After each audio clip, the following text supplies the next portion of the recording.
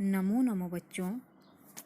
संस्कृत विषय को पढ़ने से पहले हमें ये जानना बहुत ज़रूरी है कि संस्कृत भाषा का हमारे जीवन में या हमारे विषय में संस्कृत भाषा का क्या महत्व है।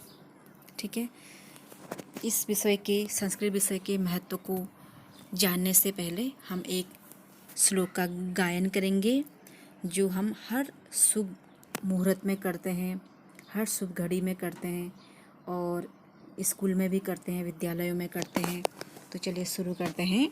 मेरे साथ आप भी हाथ जोड़िए और आंखें बंद करिए, जिससे आपको बहुत आनंद की अनुभूति होगी इस श्लोक को गाने के बाद और सुनने के बाद। चलिए शुरू करते हैं।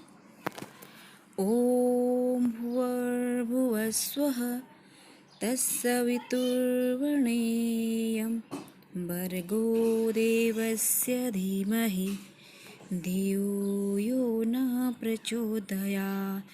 ओम भूर्भुवः स्वः तत्सवितुर्वरेण्यं भर्गो देवस्य धीमहि धियो यो न प्रचोदयात्। धन्यवाद। तो बच्चों, अब हम संस्कृत विषय के महत्व को जानते हैं। ठीक है, हम संस्कृत को एक भाषा के रूप में पढ़ते हैं और इसके महत्व को भी जानना बहुत ज़रूरी है ना। तो चलिए शुरू करते हैं। बच्चों, दुनिया में कई तरह की भाषाएं बोली जाती है। हमारे भारत में ही कई तरह की भाषाएं बोली जाती है। आज हम आपको दुनिया की सबसे प्राचीन भाषा के बारे में बताने जा रहे हैं, जिसका नाम है संस्कृत। जी हाँ, संस्कृत का उपयोग प्राचीन काल से ही ऋषि मुनि, राजा महाराजा किया करते थे।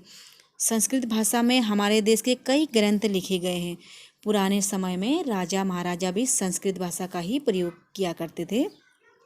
संस्कृत भाषा से ही अध्ययन, अध्यापन, पठन पाठन संभव होता था पुराने समय में। ठीक है, प्राचीन समय में संस्कृत भाषा को दुनिया की श्रेष्ठतम भाषा माना गया है। इसलिए भारत के ज़्यादातर ग्रंथ संस्कृत भाषा में ही लिखे गए हैं। संस्कृत भाषा में जो श्लोक लिखे गए हैं, जब उन्हें हम पढ़ते हैं तो हमें बहुत ही आनंद की अनुभूति होती है।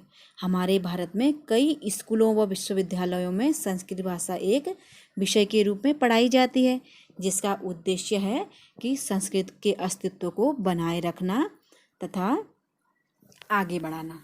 संस्कृत भाषाओं को बच्चों देवताओं की भाषा भी कहा गया है, अर्थात इसे देववाणी भी कहते हैं। देवता अपनी वार्तालाप तथा पठन पाठन सभी कार्य संस्कृत भाषा में ही संपन्न करते थे। प्राचीन काल में संस्कृत भाषा सीखना अनिवार्य होता था, क्योंकि संपूर्ण शिक्षा उस समय संस्कृत पर ही आधारित होती थी। ग्रंथों को लिखने में भी संस्कृत का ही प्रयोग होता था। संस्कृत भाषा को अन्य सभी भाषाओं की जननी भी कहा जाता है। और देखिए, आपने देखा होगा कि हमारे सभी मांगलिक कार्य जैसे शादी, विवाह, जन्मदिन, नामकरण, यज्ञ, हवन, यहाँ तक कि बच्चों मृत्यु के पश्चात होने वाले कार्य भी संस्कृत में ही संपन्न होते हैं। अब देखिए, संस्कृत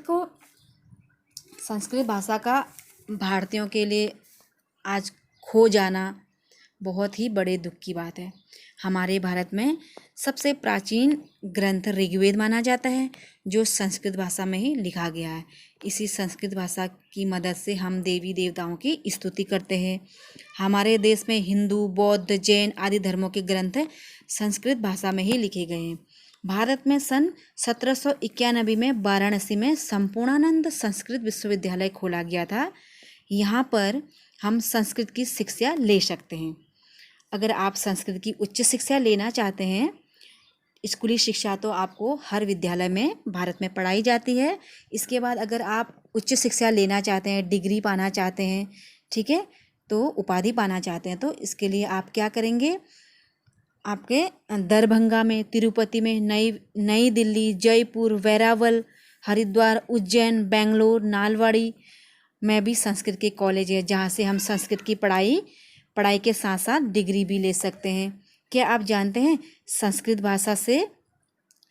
भाषा से ही गणित और विज्ञान की भी उत्पत्ति हुई है। वैज्ञानिकों ने संस्कृत भाषा को श्रेष्ठ भाषा माना है। आज हम कंप्यूटर का इस्तेमाल सबसे ज़्यादा करते हैं। कंप्यूटर के सॉफ्टवेयर के लिए भी संस्कृत भाषा का सबसे ज़्यादा उपयुक्त माना गया है। फिर भी कंप्यूटर में इस भाषा को प्रयोग नहीं किया जाता है। आज अंग्रेजी भाषा ने सभी भाषाओं को, खासकर संस्कृत भाषा की गरिमा को पीछे छोड़ दिया है। परंतु हमें अंग्रेजी को केवल अपनी ज़रूरत के हिसाब से प्रयोग करना है, परंतु साथ साथ हमें अपनी सबसे प्राचीन भाषा देववाणी यानी संस्कृत की गरिमा को भी बनाए रखना होगा, जो भारत की शान है। कौन है भारत की शान? संस्कृत भाषा। आइए हम संकल्प लेते हैं कि हम अपनी संस्कृत भाषा की गरिमा को बनाए रखने हेतु हमेशा प्रयासरत व तत्पर रहेंगे। ठीक है, तो देखिए सभी धार्मिक कार्य, सभी मांगलिक कार्य जो होते हैं हम संस्कृत भाषा के माध्यम से ही संपन्न करते हैं। तो स्कूलों में हमें पढ़ाया जाता है ना संस्कृत एक विषय के रूप में, लेकिन हमें संस्कृत के महत्व को अच्छी तरह से जानना चाहिए कि संस्कृत हमारी धरोहर है। ठीक है, ऋषि मुनि, राजा महाराजा जो प्राचीन काल में सभी लोग संस्कृत भाषा को एक महत्वपूर्ण कंपलसरी विषय के रूप में पढ़ते थे। उनके बोलने का, पठन पाठन का, एक दूसरे से बात करने का माध्यम ही संस्कृत भाषा थी उस टाइम पे। ठीक है, तो हिंदी का विकास तो बहुत बाद में हुआ, धीरे धीरे हिंदी का विकास हुआ, परंतु संस्कृत भाषा से ही हिंदी का भी विकास हुआ है ना। तो जिस तरह से हिंदी आपको सरल लगती है उसी तरह से आपको संस्कृत भी बहुत ही सरल लगेगी। हमें संस्कृत का आदर करना चाहिए। धन्यवाद।